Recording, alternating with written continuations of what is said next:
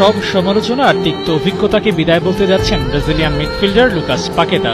আজীবন নিষিদ্ধ হওয়ার যে সংকট তৈরি হয়েছিল সেখান থেকেও মুক্তি মিলতে যাচ্ছে খুব শীঘ্রই। ব্রাজিলের মিডফিল্ড অপশনে নিজের নাম সংযুক্ত করতে পারবেন তো পাকেতা? স্পট ফিক্সিং এর অভিযোগ উঠেছিল, নিজে ব্যাটিং না করলেও নিকট আত্মীয়দের সুবিধার্থে হলুদ কার্ড দেখতেন তিনি, তাই তার বিরুদ্ধে এফএ অভিযোগ দায়ের করে। শঙ্কা ছিল অল্পতেই গল্প হয়ে আজীবন নিষিদ্ধ হওয়ার, কিন্তু তা হয়নি। পাকেতা ফিরছেন। লড়াইটা অবশ্য তাকে একাই চালিয়ে যেতে হবে। আজীবন নিষিদ্ধ হওয়ার শঙ্কাও ছিল, কিন্তু সে অবস্থান থেকে সরে এসেছে এফএ। আসছে অফিসিয়াল সিদ্ধান্ত, যে সিদ্ধান্তে পুরনো পাপ মোচন হবে এই তারকার। নিজেকে নির্দোষ প্রমাণের যে চেষ্টা, তার থেকেও রেহাই মিলতে যাচ্ছে খুব শীঘ্রই।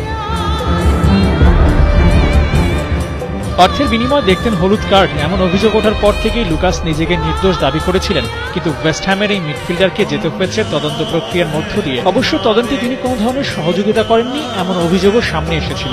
কিন্তু লুকাস সোশ্যাল হ্যান্ডেলের এক পোস্টে বলেন, আমি অত্যন্ত বিস্মিত এবং মর্মাহত যে এফএ আমাকে অভিযুক্ত করার সিদ্ধান্ত নিয়েছে। 9 মাস ধরে আমি তাদের তদন্তের প্রতিটি ধাপে সহযোগিতা করেছি এবং আমার সাধ্যমতো সমস্ত তথ্য সরবরাহ করেছি। আমি সম্পূর্ণরূপে অভিযোগ অস্বীকার করছি এবং আমার নাম নির্মূল করার জন্য প্রতিটি নিঃশ্বাসে লড়াই করব।